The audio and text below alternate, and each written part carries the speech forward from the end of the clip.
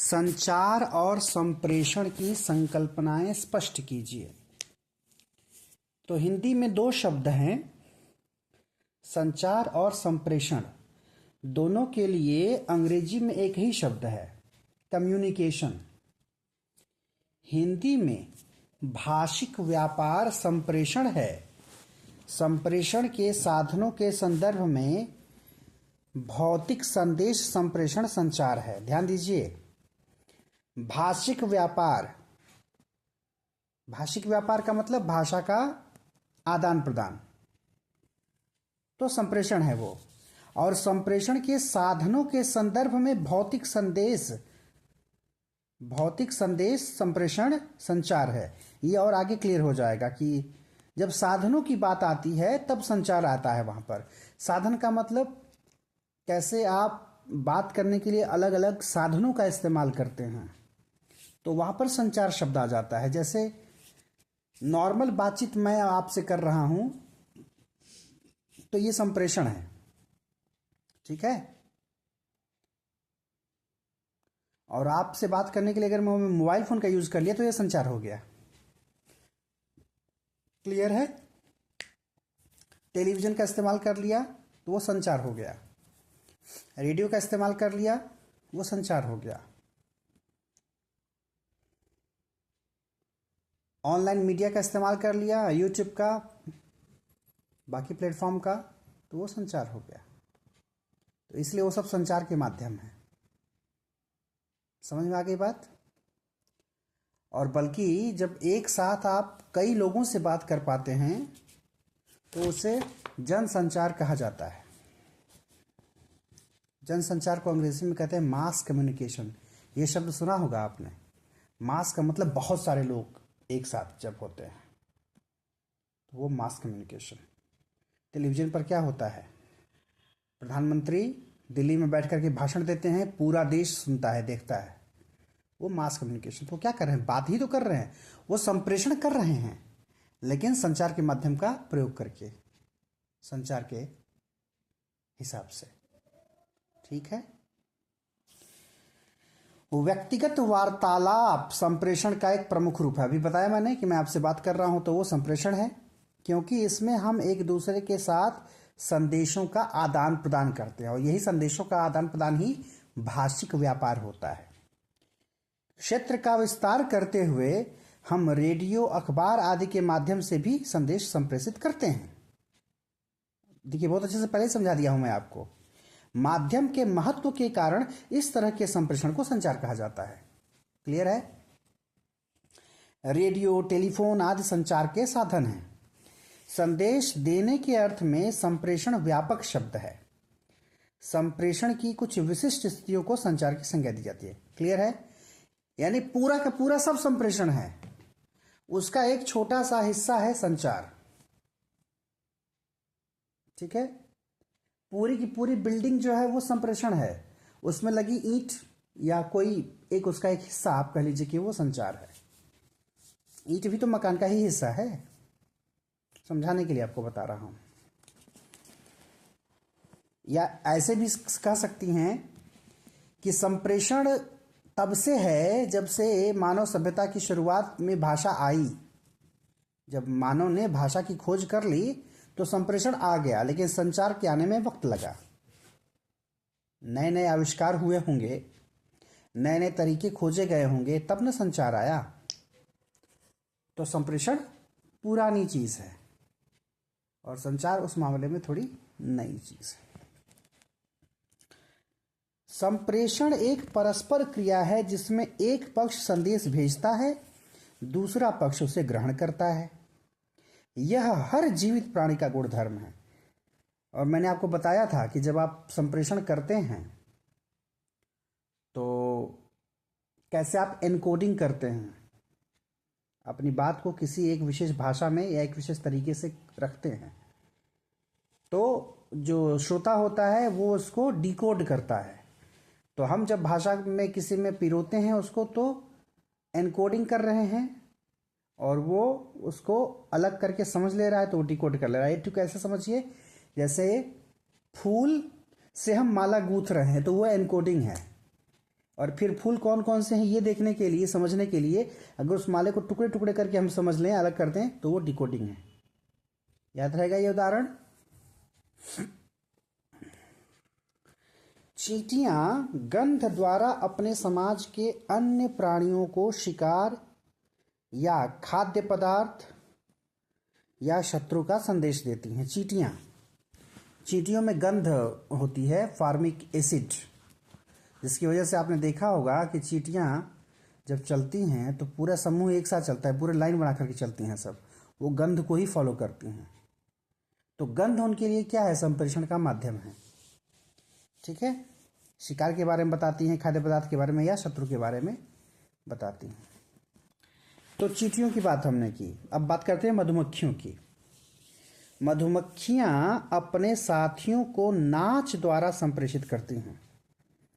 घोड़ा, कुत्ता आदि जानवर ध्वनियों के माध्यम से संप्रेषण करते हैं। देखा होगा जब कुत्ते, दूसरे गली के कुत्ते आ जाते हैं सामने तो कैसे भगाते हैं सब भौंक भौंक करके। मतलब नॉर्मली कुत्ता तो इंसानों को देख करके ही भौंकता है, लेकिन एक कुत्ता दूसरे कुत्ते को देख करके अगर भौंक रहा है कि तुम मेरी गली में क्या करने आए, तो क्या है ये संप्रेषण का ही तो तरीका है। माहौल बनाते हैं सब भौंक करके।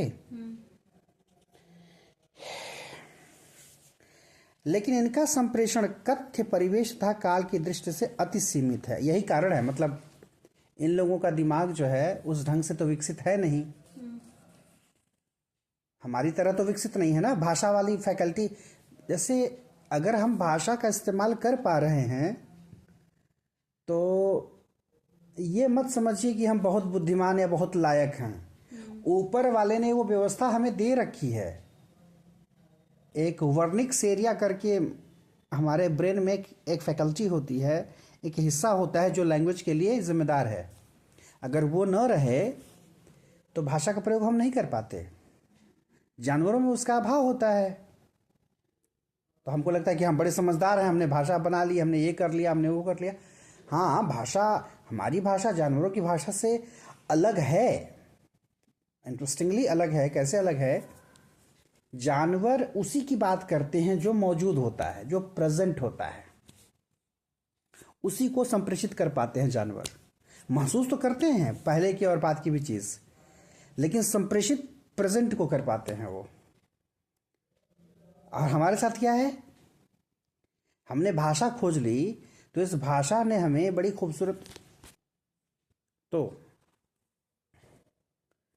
क्या बात कर रहा था मैं? हाँ, हमने जो भाषा बनाई तो हम, अच्छा, सामने जब चीज़ों को हैंडल करते हैं, डील करते हैं, तब तो वर्तमान में बात करते ही हैं, जैसे अभी मैं कर रहा हूं आपसे बात। लेकिन हमने भाषा बनाई तो हम अपनी भाषा में उन चीज़ों की बात करते हैं जो सच में है भी नहीं।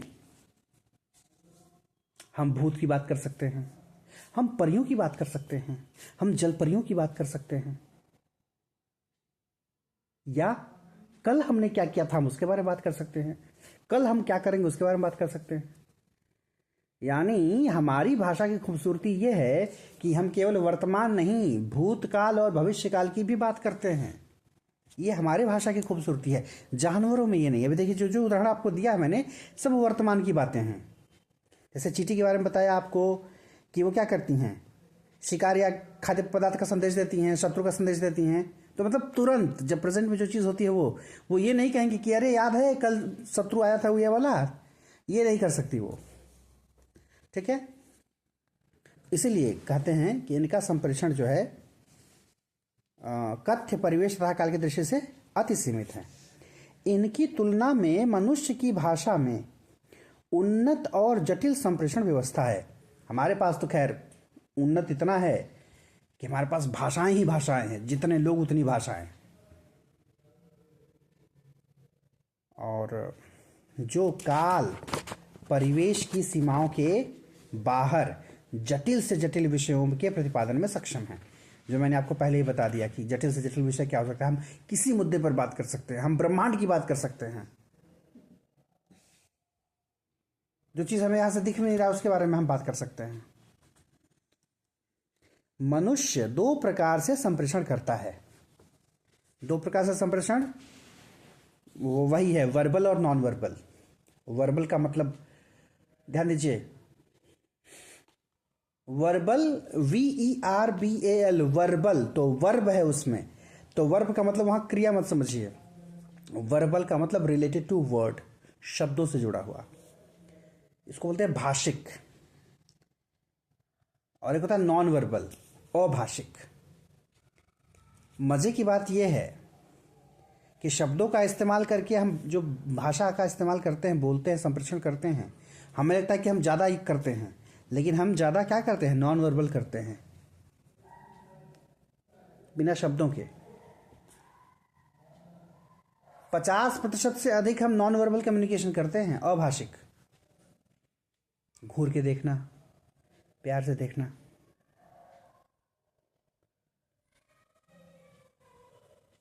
ठीक है।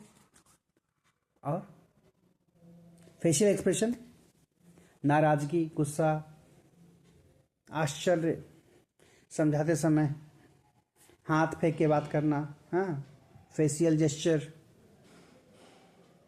हाथों से संकेत करना। टीचर्स पढ़ाते हैं तो हाथ खूब घुमाते हैं। कोई टीचर खड़ा होकर आपको ऐसे पढ़ाए तो आपको लगेगा कि भाषण दे रहा है कोई। वो टीचर ही क्या जो पढ़ाते समय चहलकदमी न करे, फेशियल एक्सप्रेशन न बदले, हाथ न घुमाए। जब आप हाथ घुमा के बात करते हैं तो इससे पता चलता है कि आप कॉन्फिडेंट हैं, वो आ जाता है अपने आप।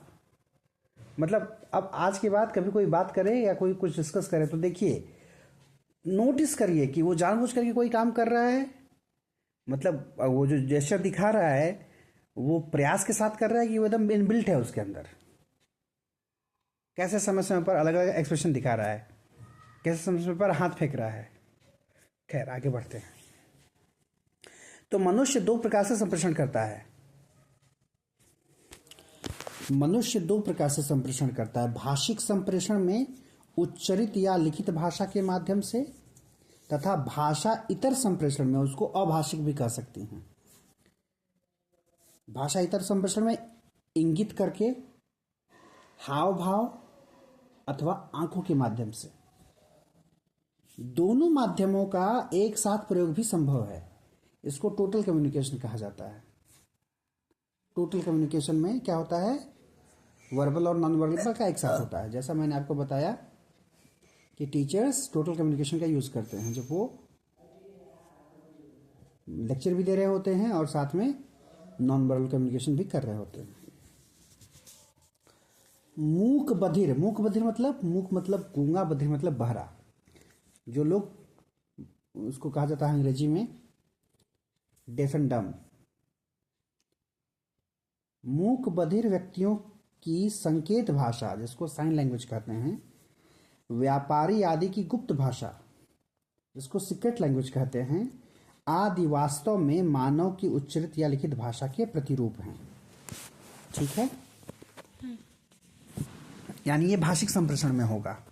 साइन लैंग्वेज क्योंकि लैंग्वेज है वो, ठीक है, सीक्रेट लैंग्वेज, ये सब भाषिक में होता है। अब इसको आप समझिए, सीक्रेट लैंग्वेज को ऐसे, आपको पता नहीं आइडिया होगा कि नहीं, व्यापारियों का तो मुझे नहीं पता, लेकिन बैंक वाले जब बात करते हैं,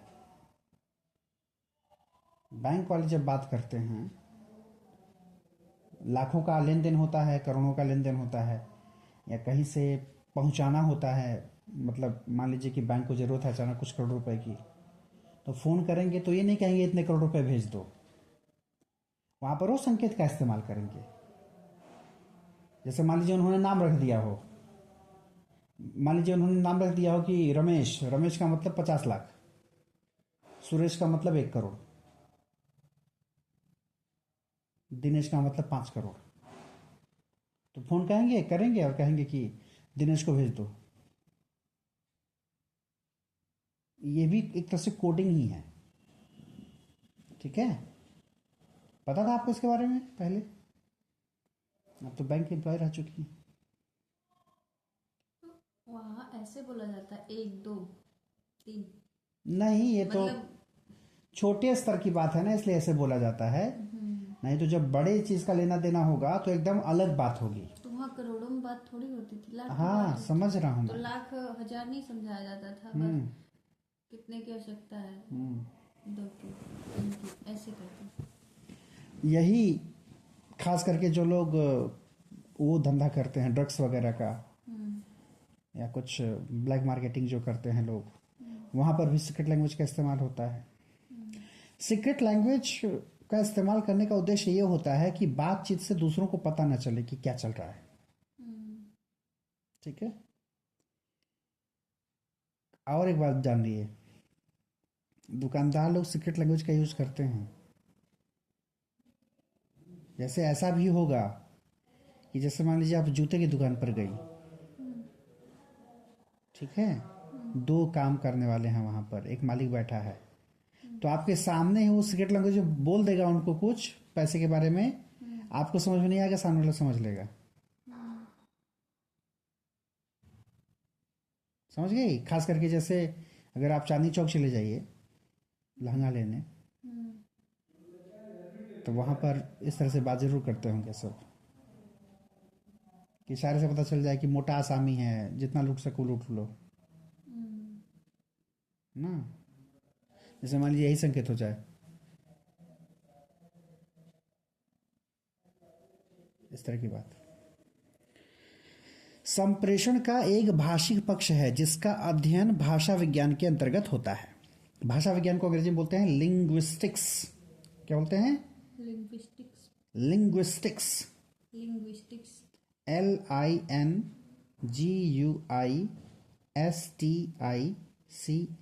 लिंग्विस्टिक्स। ठीक है। भाषा के माध्यम से हम विचारों का आदान प्रदान कैसे करते हैं, कैसे एक दूसरे को समझते हैं आदि, इसके विषय क्षेत्र में आते हैं। क्या कह रहा है? भाषा के माध्यम से हम विचारों का आदान प्रदान करते हैं, कैसे एक दूसरे को समझते हैं आदि, इसके विषय क्षेत्र में आते हैं। ये भाषा विज्ञान की बात कर रहा है कि भाषा विज्ञान में हम पढ़ते हैं कि कैसे हम माध्यम से विचारों का आदान प्रदान करते हैं, कैसे एक दूसरे को समझते हैं। ठीक है। अच्छा संप्रेषण वक्ता को अपने लक्ष्य की सिद्धि में मदद करता है। जैसे आप कोई बात कह रहे हैं तो आपकी बात सामने वाला समझ लेगा, तो उद्देश्य हो गया पूरा संप्रेषण का, संप्रेषण पूर्ण माना जाता है। खराब विज्ञापन बिक्री में बढ़ोतरी नहीं कर सकता। खराब विज्ञापन, विज्ञापन क्या है? विज्ञापन भी एक संप्रेषण का माध्यम ही तो है। कंपनियां अपनी बात आप तक पहुंचा रही हैं, तो एक इंटरेस्टिंग तरीके से पहुंचाएंगी तो आपको मजा आएगा, तो आप इंप्रेस हो जाएंगे। और खराब विज्ञापन रहेगा तो आपको बात समझ में नहीं आएगी, हो सकता है आपको बुरा लग जाए। तो ठीक से तैयार न किया गया जीवन वृत्त नौकरी पाने में मदद नहीं कर सकता। ये क्या मतलब है? जीवन वृत्त, बायोडेटा। कहीं आप अप्लाई करने जा रहे हैं और आपका बायोडेटा सही से आपने नहीं बनाया है, जिसको करिकुलम विटे भी कहा जाता है बड़े स्तर पर, CV बोलते हैं शॉर्ट में, रिज्यूमे कहते हैं, है ना। तो अगर वो सही से नहीं प्रिपेयर है तो वो इंप्रेसिव नहीं होगा। कई बार ऐसा होता है कि आपका तरीका बड़ा इंप्रेसिव होता है रिज्यूमे बनाने का, सामने वाला इंप्रेस हो जाता है उसी को देख करके। अगर वो सही नहीं रहेगा तो नौकरी मिलने में दिक्कत होगी। इस तथ्य से अवगत होने के कारण आजकल संस्थाओं और संगठनों में लोगों के लिए संप्रेषण के विशेष प्रशिक्षण की व्यवस्था की जाती है। यही कारण है कि संप्रेषण आपका सही हो, इसके लिए अच्छे अच्छे संस्थानों में बाकायदे लैंग्वेज कम्युनिकेशन की क्लास चलाई जाती है। यहाँ तक कि इंजीनियरिंग कॉलेजेस में, IITs में, पॉलिटेक्निक्स में भाषा का शिक्षक वहाँ होता है। जैसे इंग्लिश के लेक्चरर की या असिस्टेंट प्रोफेसर की नियुक्ति वहाँ पर होती है अगर, तो लिटरेचर पढ़ाने के लिए नहीं होती, कम्युनिकेशन सिखाने के लिए होती है। तो कम्युनिकेशन कितना महत्वपूर्ण है, संप्रेषण कितना महत्वपूर्ण है, संप्रेषण कैसे करना है, कैसे प्रेजेंटेशन देना है, ये सारी चीज़ें जो है आपको सिखाई जाती हैं ताकि आप इफेक्टिव बने अपनी लाइफ में और आगे जाएं।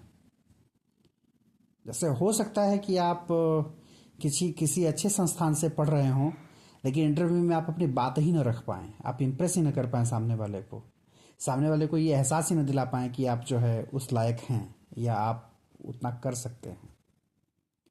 तब बात वहां पर गड़बड़ हो जाएगी।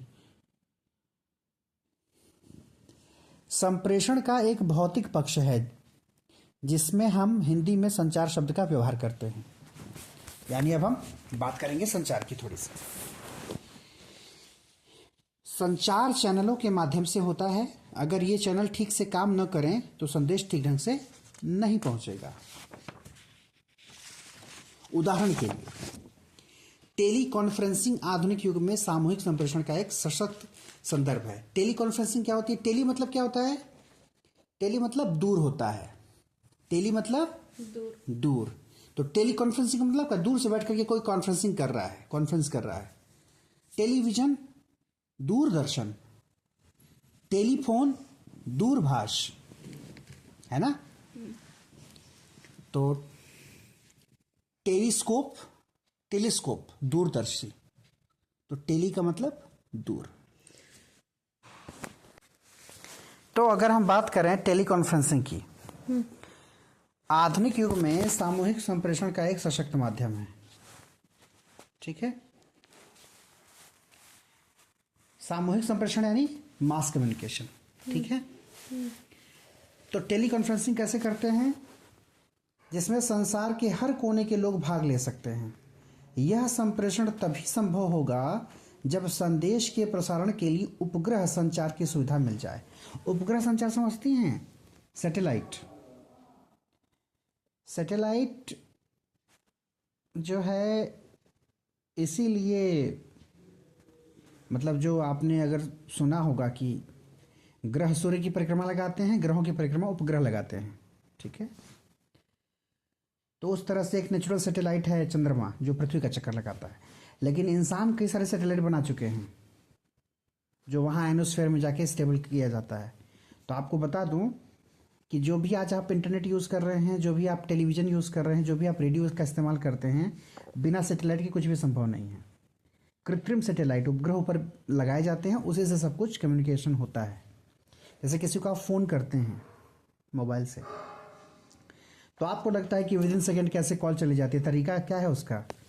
आपने यहाँ फ़ोन लगाया, ये नियरेस्ट टावर खोजेगा आपका फ़ोन सिग्नल, वो टावर, ठीक है, उस टावर से सिग्नल फिर जाएगा सैटेलाइट के पास, और वहाँ से सिग्नल फिर उस मोबाइल के नज़दीकी टावर के पास जाएगा जहाँ पर आप कॉल लगा रहे हैं।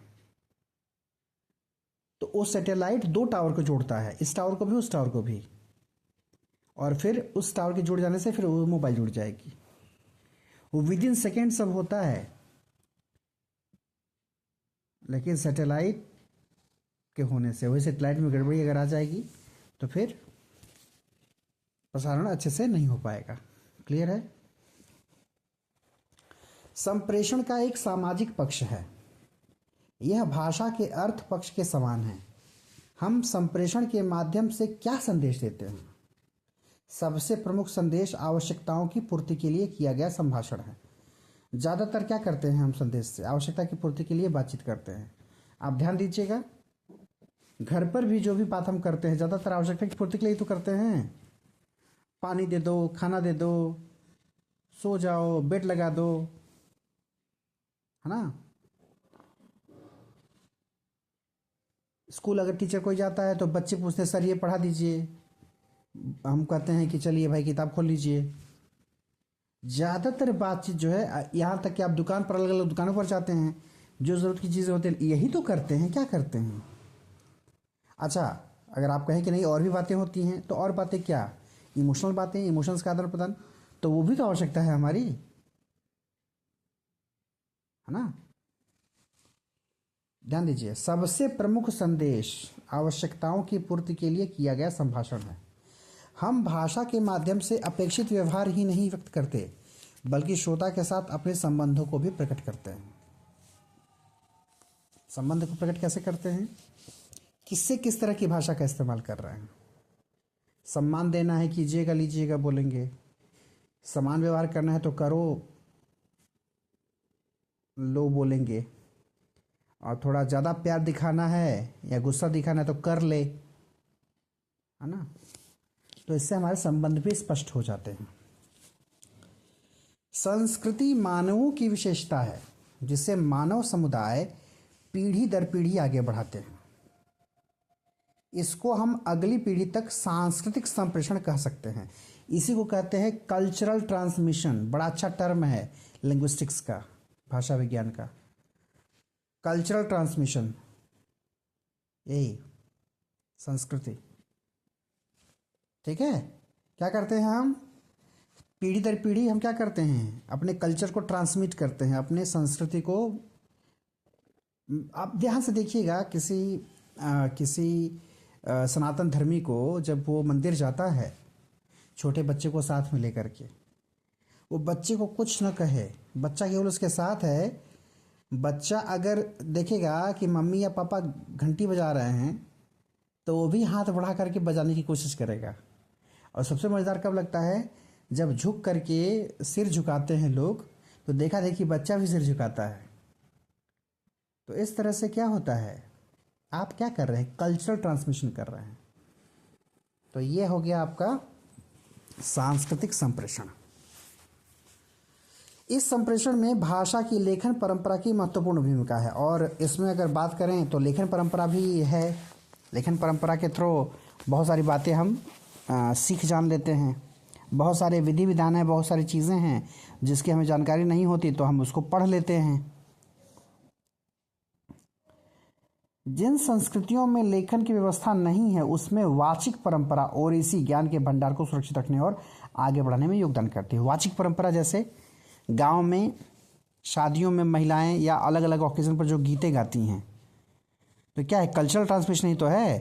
पिछली पीढ़ी वाली औरतें जो गीत गा रही हैं, छोटी बच्चियां साथ में रह करके सुन सुन करके सीख जाती हैं। तो फिर जब वो बड़ी होती हैं तो वो गाती हैं, वो फिर अगली पीढ़ी को सिखाती हैं, है ना। तो या तो लिखित परंपरा हो, सारी बातें लिख दी जाएं, या तो वाचिक परंपरा हो। अब आप मेन बात करते हैं संप्रेषण के पात्रों की, कौन कौन उसमें पार्टिसिपेट करता है। इसके दो प्रमुख पात्र हैं, वक्ता और श्रोता। मजा आ रहा है, चीज़ें समझ में आ रही हो तो लग रहा होगा कि भाषा विज्ञान या भाषा से थोड़ा और करीबी रिश्ता बन रहा है। सफल संप्रेषण का एक आधार भाषाई दक्षता है। जैसे मेरी है भाषा, कितनी अच्छी भाषा का इस्तेमाल करता हूँ मैं, तो मैं बात अपने कहने में सफल रहता हूँ। तो भाषाई दक्षता अगर आपके पास है, इसको बोलते हैं लैंग्वेज कॉम्पिटेंसी। मैं बार बार बोलता हूँ कि अंग्रेजी वर्ड का इस्तेमाल करिएगा जो जो आएगा वहाँ पर। वक्ता को संदर्भ के अनुसार उचित भाषा का उपयोग करना चाहिए।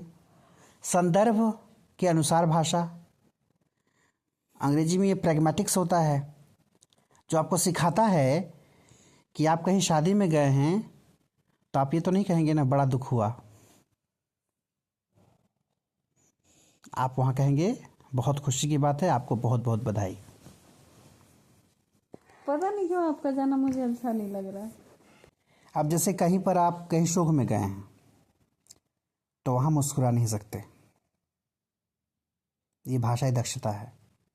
कब कहाँ क्या बोलना है, संदर्भ या प्रसंग के अनुसार, कॉन्टेक्स्ट के हिसाब से। विचारों का तार्किक क्रम, वक्ता के कथन के संदर्भ में सही प्रतिक्रिया। विचारों का तार्किक क्रम, जो भी बात आपको कहनी है आप एक तर्क के हिसाब से एक क्रम में बोले, उसी बात को आप उल्टा सीधा बोलने लगेंगे तो सामने वाले को क्या लगेगा कि आप पागल हो गए। देखिए भाषा ही है, आपको क्या साबित करा देगी। और वक्ता के कथन के संदर्भ में सही प्रतिक्रिया, जो कुछ भी सामने वाला बोल रहा है तो उस हिसाब से उसका उत्तर देना। अपने वक्तव्य के संदर्भ में अपने मनोभावों को यथोचित ढंग से व्यक्त करने के लिए सही शब्दावली और उपयुक्त भाव भंगिमा का प्रदर्शन।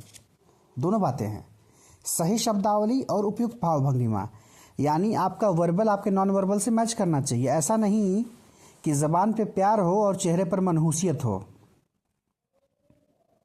और ऐसा नहीं कि आप गुस्सा दिखा रहे हैं ज़बान से और मुस्कुरा रहे हैं, वो मैच नहीं करेगा। तो वर्बल नॉन वर्बल दोनों मैच करना चाहिए। वक्तव्य की स्पष्टता, आदि विशेषताएं संप्रेषण को प्रभावपूर्ण बनाती हैं। वक्तव्य की स्पष्टता का मतलब जो भी बोल रहे हैं वो स्पष्ट बोलें, आप क्लियर कर दें कि आप बोलना क्या चाह रहे हैं। सुना होगा एक बड़ा मीम चलता है, अरे भाई कहना क्या चाहते हो, मतलब जब आप अपनी बात स्पष्ट नहीं कर पाते तो लोग बोर हो जाते हैं, लोग नहीं सुनेंगे। तो वक्तव्य स्पष्ट होना चाहिए। अच्छा, अब देखिए मैंने आपको पहले ही जो समझा दिया वही आगे आपको आएगा, इसलिए कभी कभी लगता है कि सलाहपुरी जी भगवान हैं। देखिए, भाषा बोलते समय हमारे मन में जो विचार हैं वे संप्रेषणीय संदेश हैं। उन्हें हम किन्हीं नियमों के अधीन भाषिक उक्तियों के रूप में व्यक्त करते हैं। जो भी हमारा विचार है, जो हमें कम्युनिकेट करना है, तो कोई नियम हम फॉलो करते हैं, किसी भाषा का नियम फॉलो करते हैं और भाषिक उक्ति के रूप में उसको व्यक्त करते हैं। यह कोडबद्ध करने की प्रक्रिया है। कोडबद्ध जिसको हम बोलते हैं इनकोडिंग, तो इनकोडिंग यही है, अपने विचारों को एक विशेष नियमों के अनुसार आप पिरो देते हैं। आपको हिंदी में बोलना है तो हिंदी के शब्दों का इस्तेमाल करेंगे, हिंदी के व्याकरण का इस्तेमाल करेंगे। अंग्रेजी में अपनी बात करनी है तो आप अंग्रेजी के शब्दों का, अंग्रेजी की ग्रामर का इस्तेमाल करेंगे, है ना। इनकोडिंग, कोडबद्ध करना।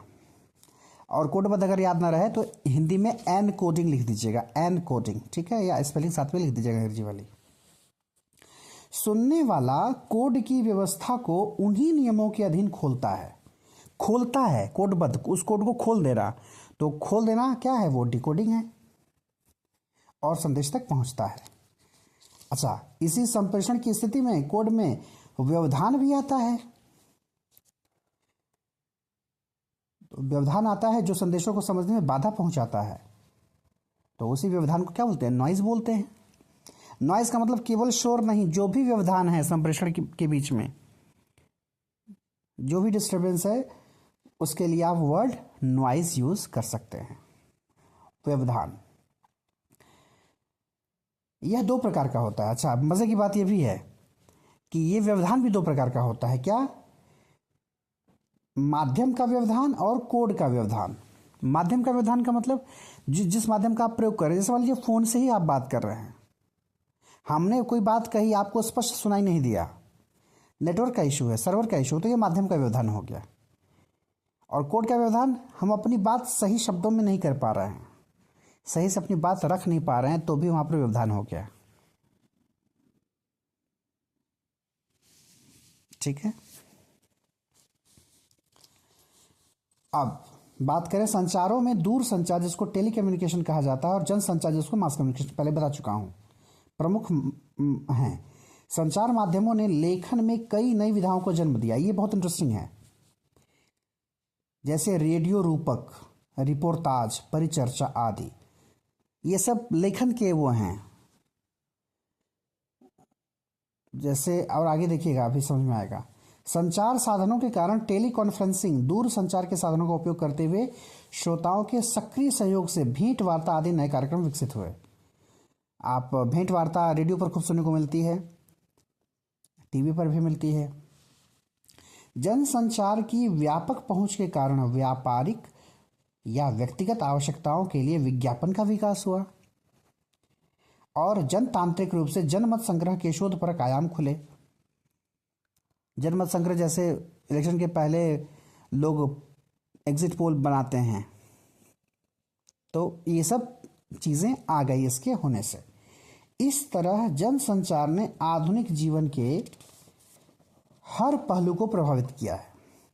सिनेमा, टेलीविज़न, पत्र पत्रिकाएं आदि केवल जनसंचार के माध्यम हैं और समाज ही उनके संदेश का निर्धारण करता है।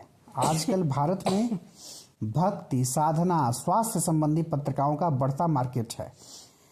पश्चिम के समाज ने संघर्ष करके यौन स्वच्छंदता की पत्रिकाओं के प्रकाशन की स्वतंत्रता हासिल की है। अभी हमारे यहाँ थोड़ा मुरव्वत है। अभी यौन स्वच्छंदता का मतलब एक तरह से कह लीजिए कि सेक्सुअल फ्रीडम कह लीजिए, सेक्स की बातें खुल करके वहाँ पर पत्र पत्रिकाओं में किया जाता है। अभी यहाँ पर उस तरह से चीज़ें नहीं हैं। हालांकि कुछ साहित्य हैं जो मार्केट में अवेलेबल हैं, पढ़ने वाले पढ़ते हैं उसको। तो इस तरह से हम देखते हैं कि संप्रेषण का सीधा संबंध सामाजिक मूल्यों से है। तो ये इतना बड़ा जो रहा, लगभग 4 पेज से ऊपर का। अब आप देखिए कि आपको संप्रेषण, इसमें देखिए कितनी टॉपिक कवर हो गए, कई सारे टॉपिक कवर हो गए। लेकिन साथ में ये ध्यान दीजिए कि कभी भी